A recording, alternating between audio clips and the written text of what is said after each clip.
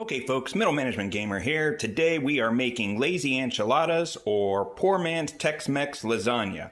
You'll need a teaspoon of cumin, a teaspoon of chili powder, a half teaspoon of paprika, a half teaspoon of onion powder, a half teaspoon of garlic powder, a quarter teaspoon of oregano, a pound of your favorite ground meat. You can use turkey if you want it to be leaner, 30 corn tortillas, 3 cups of shredded cheese, use your favorite. You need 3 cups of enchilada sauce. You can make your own or you can buy canned. I was lazy, I bought canned. Mix the dry spices together to create a taco seasoning, or again, you can just use a pack if you like. You want to brown your meat up. You can drain the fat off now if you're looking for a healthier solution. If you do, you might want to add a little bit of water so you don't lose all your moisture when you make the casserole. You definitely don't want it to be dry. And now you can also add your spices. Stir that in.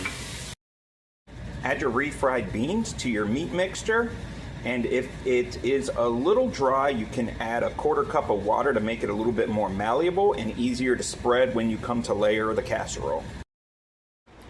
Now that the meat is finished, we're going to leave that on the burner at very low heat so it stays warm, and we're going to start layering the casserole. I like to start with a thin layer of the enchilada sauce on the bottom so that my tortillas don't dry out while it's baking.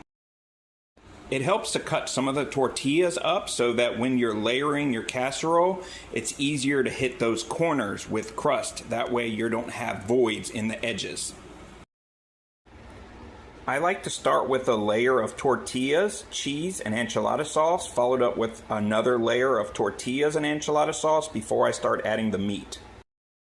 This next layer should be cheese, meat, beans, and enchilada sauce, the 3 of them. I stopped halfway through layering this one for demonstrations purposes.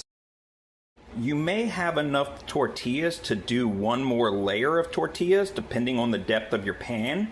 I had 3 or 4 tortillas left over, so I don't. I like to poke some fork holes into the casserole at this point before applying the last layer of enchilada sauce and cheese to allow air to escape and prevent bubbling.